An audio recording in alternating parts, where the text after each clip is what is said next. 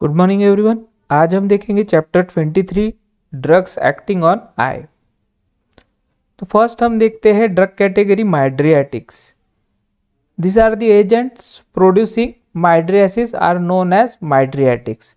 तो ये एजेंट होते हैं और ड्रग्स होते हैं जो कि प्रोड्यूस करते हैं माइड्रियासिस, उसे हम माइड्रियाटिक्स और माइड्रियाटिक ड्रग बोलते हैं।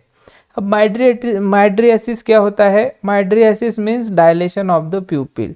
जो हमारे आंखों की पुतलियां होती है और जिसे हम प्यूपिल बोलते हैं, उसका डायलेशन जो ड्रग करता है उसे हम माइड्रियाटिक्स बोलते हैं और वो प्रोसेस को हम माइड्रियासिस बोलते हैं। It can be produced by stimulation of sympathetic nervous system. तो माइड्रियासिस जो है ये प्रोड्यूस कर सकते हैं हम by stimulation of sympathetic nervous system, जिसे हम एड्रेनर्जिक नर्वस सिस्टम भी बोलते हैं।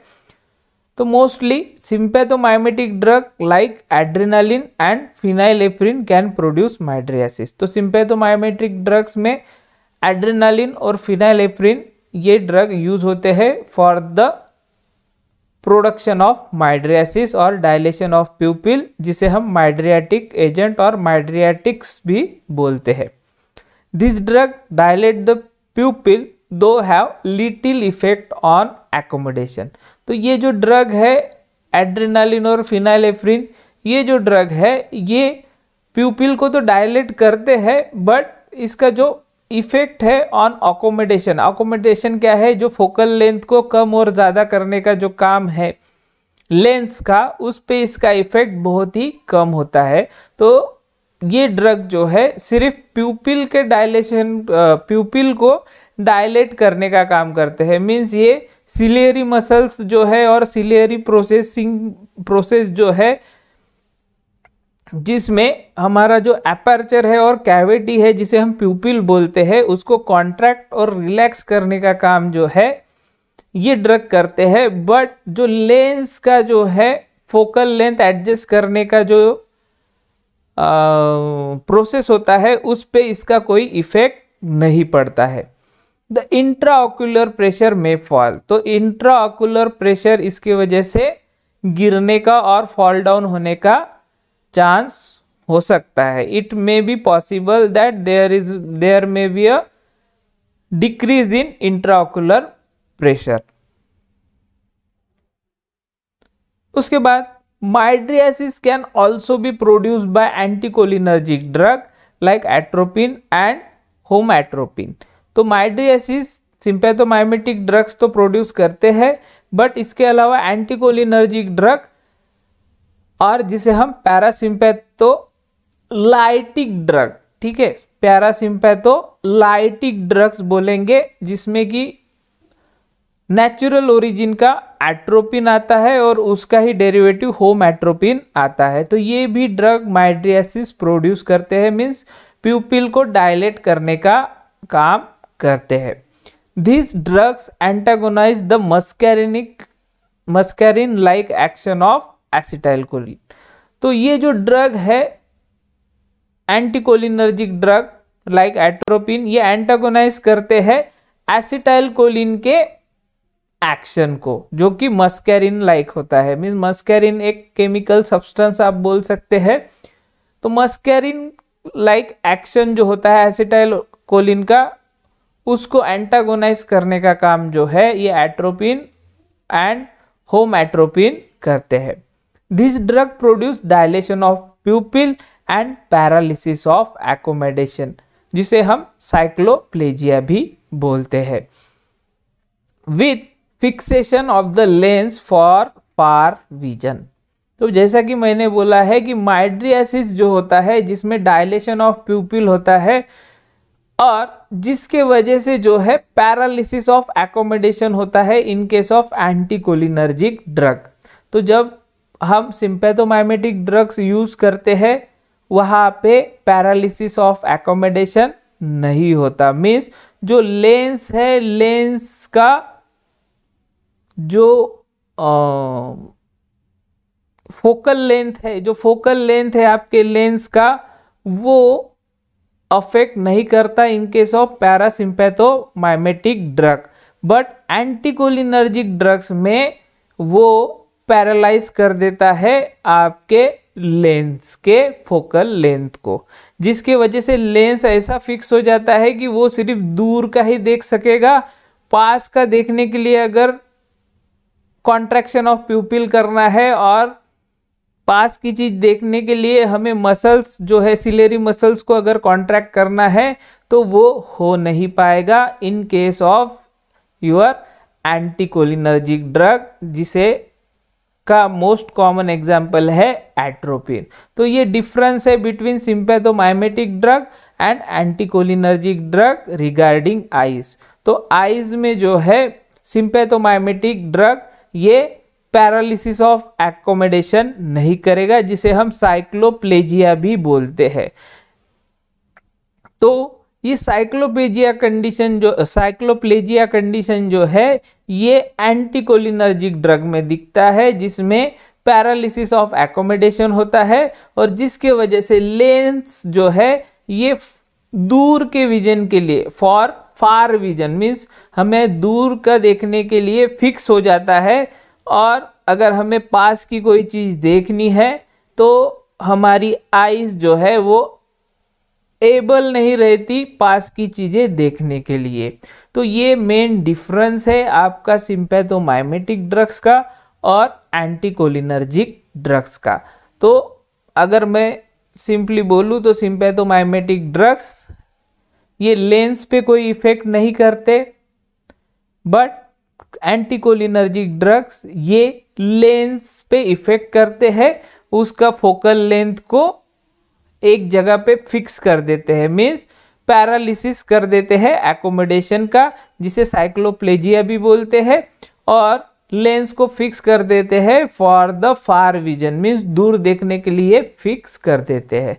तो mydriasis nothing but a dilation of प्यूपिल means हमारे जो आईज है वो सिर्फ दूर का देख सकते हैं, पास का नहीं देख सकते।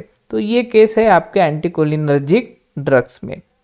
A 1% atropine solution instilled into conjunctival sac produces maximum dilation of the pupil in about 30 to 60 minutes for 7 to 10 days।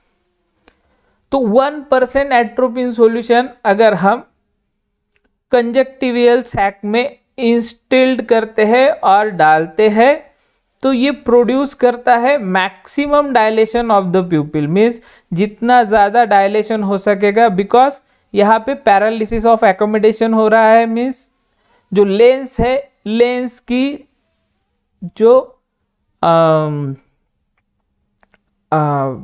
Lens fix हो जाता है एक लेंथ में, जो लेंथ मैक्सिमम होती है वहाँ पे वो फिक्स हो जाता है, जिसके वजह से हमें मैक्सिमम डायलेशन ऑफ द प्यूपिल ये इफेक्ट मिलता है। ये 30 से 60 मिनट के अंदर प्रोड्यूस करता है एट्रोपिन, और ये इफेक्ट 7 to 10 डेज के लिए रहता है। तो अगर हम 1% एट्रोपिन सॉल्यूशन अगर हमारे कंजक्टिवल सैक में डालते हैं, तो अब ये कंजक्टिवल सैक कहाँ पे रहेगा?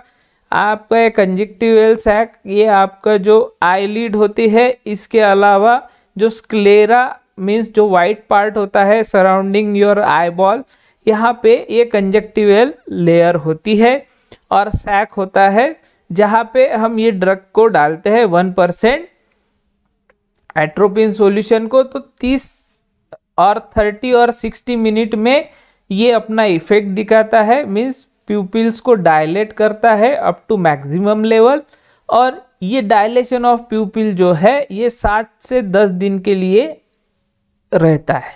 ठीक है, फिर 7 से 10 दिन के बाद फिर से आपको अगर माइड्रियासिटिक कंडीशन चाहिए और माइड्रियासिस प्रोड्यूस करना है तो आप फिर से 1% एट्रोपिन सॉल्यूशन यूज कर सकते हैं।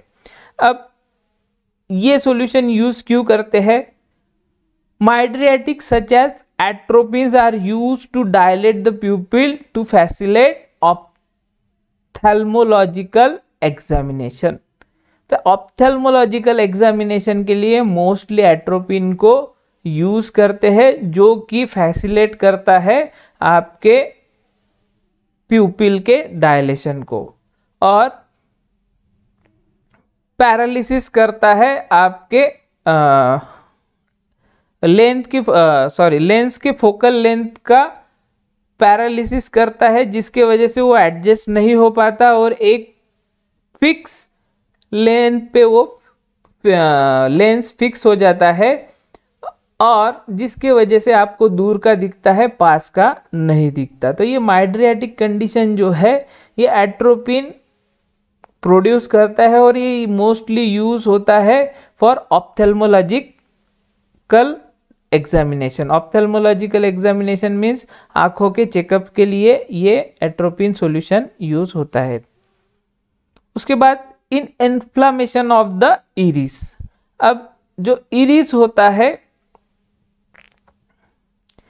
यहां पे अगर इन्फ्लामेशन होता है तो इसमें भी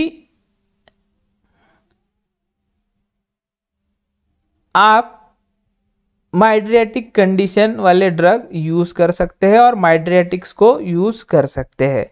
इन inflammation of the iris they will raise the eye and the dilation of the pupil will keep the iris away from the lens and prevent adhesion। तो iris क्या है? iris अगर आप देखेंगे तो iris ये भी इसके अंदर जो है सिलेरी मसल्स होती है, जो कि आपके आंखों पे जो भी लाइट आ रही है और आप जो भी ऑब्जेक्ट को देखना चाहते हैं, तो अकॉर्डिंग टू साइंस जो भी लाइट हमारे आंखों पे आती है तो आंखों को प्रोटेक्ट करना है।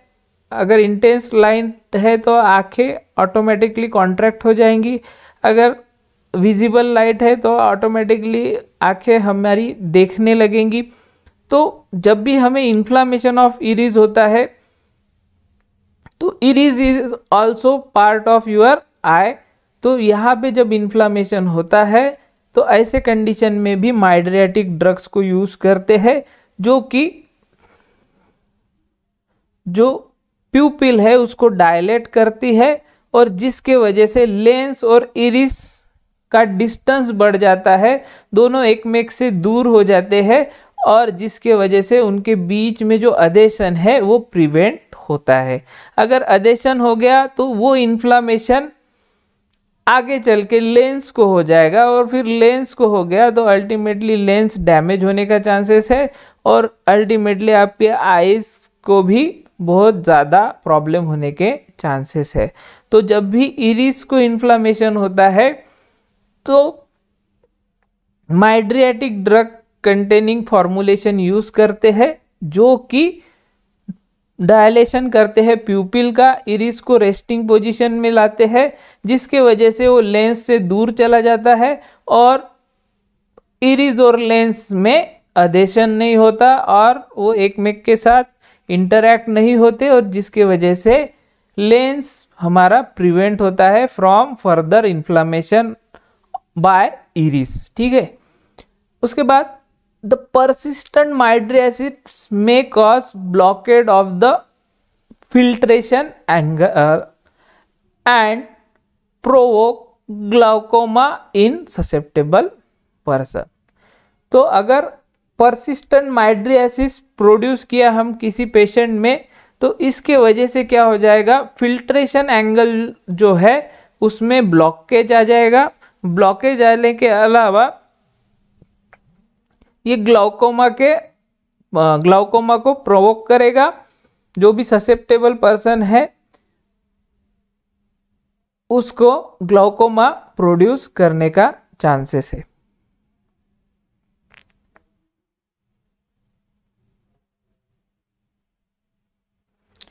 अब सेकंड कैटेगरी देखते हैं मायोटिक्स। अब ये मायोटिक्स एजेंट ड्रग क्या है जो कि आईज में यूज करते हैं? These are the agents that produce meiosis are known as myotics। तो जो एजेंट और जो ड्रग मियोसिस प्रोड्यूस करते हैं उसे हम मायोटिक्स और मियोसिस एजेंट कहते हैं। मियोसिस मीन्स कॉन्स्ट्रिक्शन ऑफ प्यूपिल और कॉन्ट्रैक्शन ऑफ प्यूपिल। तो मियोसिस में क्या होता है कि जो प्यूपिल होता है और जो मिडल पार्ट होता है आपके आईज का, और अपार्चर और कैविटी भी आप इसको बोल सकते हैं, बिकॉज कॉर्निया के बाद ये सब चीज़ें आती है। कॉर्निया के बाद इरिस आता है, सिलियरी मसल्स आती है, उसके बाद फिर लेंस आता है। तो ये सब चीज़ें जो है आपके आईज में होती है। तो मियोसिस में क्या होता है, कॉन्स्ट्रिक्शन ऑफ प्यूपिल, मीन्स जो कैविटी बनी हुई है बीच में, जो सर्कुलर कैविटी आपको अगर आप आईज इमेजिन करेंगे तो आँखों की जो पुतलियाँ होती है वो अगर छोटी होती है उसे हम बोलेंगे कंस्ट्रिक्शन ऑफ प्यूपिल। तो इसके लिए जो ड्रग यूज होता है, एक होता है फिजियोस्टिग्मिन एंड पिलोकार्बिन। ये दोनों ड्रग क्या है, पैरासिम्पैथोमाइमेटिक ड्रग है, और ये प्रोड्यूस करते हैं meiosis means constriction of प्यूपिल।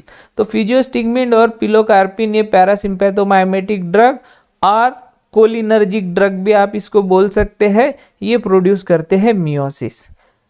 They produces effect similar to stimulation of the oculomotor nerve.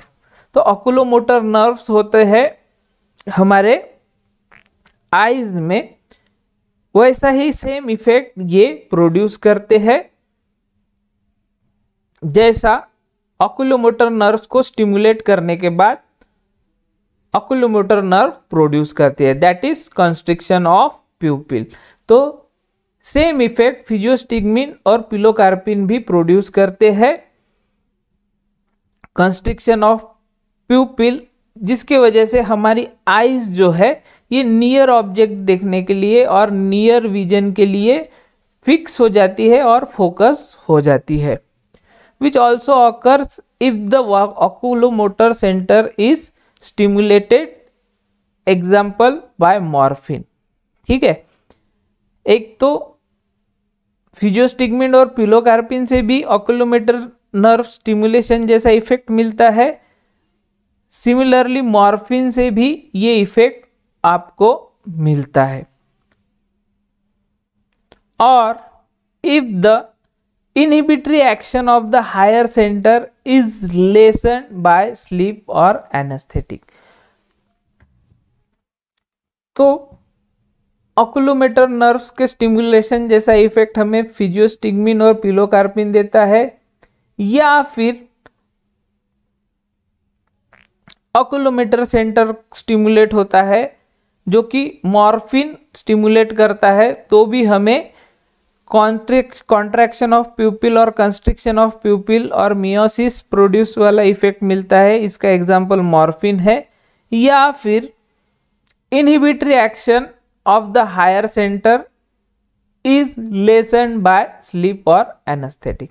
जो इनहिबिटरी एक्शन है हायर सेंटर्स का, उसे अगर हम लेस कर दे और लेस हो जाते हैं जब भी हमें नींद आती है या फिर हमें कोई एनेस्थेसिया दिया जाता है, तो ये तीन वजह से कॉन्ट्रैक्शन ऑफ प्यूपिल होता है और जिसे हम मायोसिस भी बोलते हैं, और जो ड्रग ये प्रोड्यूस करता है उसे हम मायोटिक्स बोलते हैं। Physostigmine potentiate the muscarine like action of acetylcholine by antagonism of cholinesterase to cause miosis. तो फिजियोस्टिग्मिन क्या करता है, पोटेंशिएट करता है muscarine like action of acetylcholine. तो फिजियोस्टिग्मिन एसिटाइलकोलिन एक्शन को स्टिमुलेट करने का काम करता है और पोटेंशिएट करने को काम करता है बाय एंटागोनाइजिंग कोलिनेस्टेरेज एंजाइम। जो कोलिनेस्टेरेज एंजाइम होते हैं उसको एंटागोनाइज करता है, जिसके वजह से एसिटाइलकोलिन डिग्रेड नहीं होता और एसिटाइलकोलिन का कॉन्सेंट्रेशन बढ़ जाता है, जिसके वजह से मियोसिस इफेक्ट मिलता है और वही फर्दर सिलियरी स्पाज्म करता है और आपके लेंस को जो है फिक्स करता है फॉर नियर विजन। मीन्स आप पास का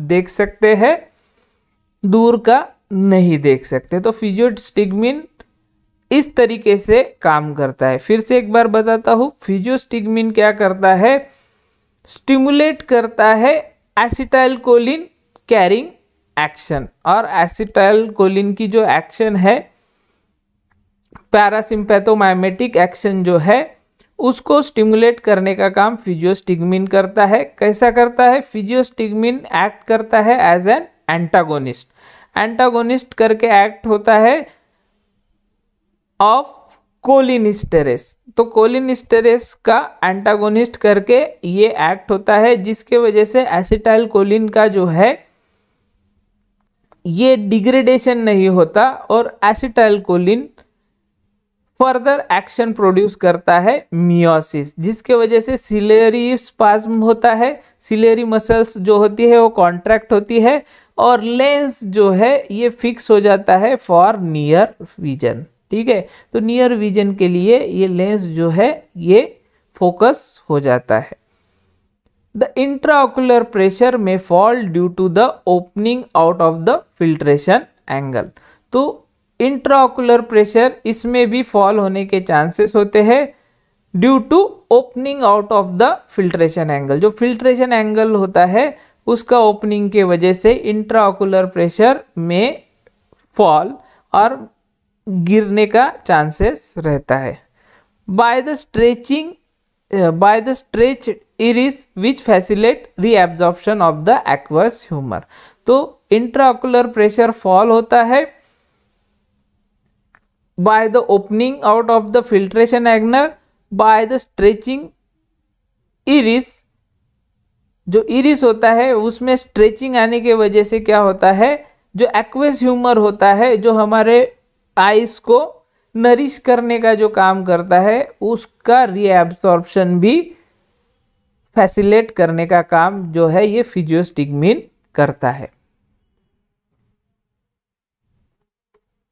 Accommodation may return to normal in 3 hours, but the meiosis start in a few minutes। तो फिजियोस्टिग्मिन जो भी पेशेंट को हम देते हैं तो उसमें कॉन्ट्रैक्शन ऑफ प्यूपिल तो होता है,